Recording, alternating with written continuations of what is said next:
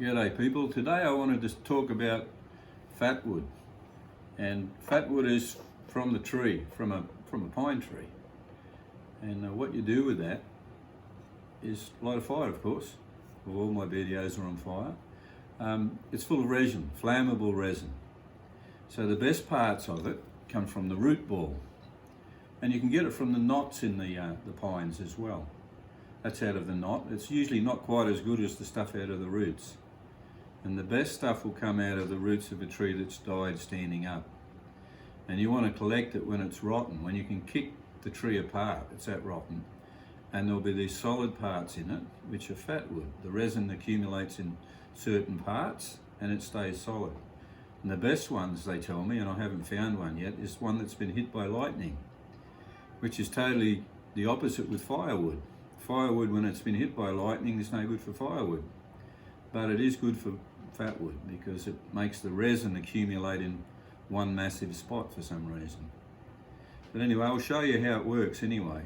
And the idea of fat wood too, I mean, you can normally light a fire with your ferro rods or a gas lighter. But if you've got damp tinder, if it's out and it's damp, it's an accelerant, a natural accelerant. It'll dry out your tinder, it'll dry out your wood. It burns like a candle, and it gives you that time to dry out your wood when you haven't got petrol or kerosene or terps or whatever else you might use. Fat wood is a natural accelerant. So I'll show you how it works. On a small scale, I could carry a bit like that in my pack and I could light fires for weeks out of it. But if you used it as a kindling shaving, it might not last as long. But this is the way you do it when you just want to light a fire with damp tinder. You give it a scrape. Yes. Put that on the little plate here. It's raining outside, so I'm not going to do it outside today. And that will light. I mean, if I've got that underneath things, it gives you a lot of time too because it burns for a long while.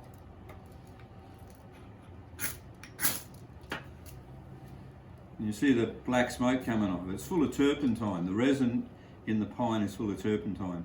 That's radiata, by the way. That's fat wood from radiata pine. But you can get it from Australian pines as well, like the Norfolk pine. And there's quite a few others you could actually go and get it from. Anything that has a good sap flow in it. A lot of the waterproof type saps, they burn well. But that's all you need to get a little fire going. If I was going to use it on a bigger scale, I'd shave splinters off, like this. And I'd shave quite a few off and stick it under my wet tinder. And see, it burns, it crackles and pops. It's full of resin, black smoke. And it gets quite hot. And what's burning is all that resin, the terps in it. There are a few ways to do it. And what I did want to show you is how you can really tell a good bit of fat wood. I don't know if you can see it from there. See, you can see through the wood. It's full of resin, you can actually see through the wood. Somewhat, like amber. Like that, see? That's fat wood, a natural accelerant. For lighting fires when it's damp, you're in the snow or it's really damp weather. Fat wood.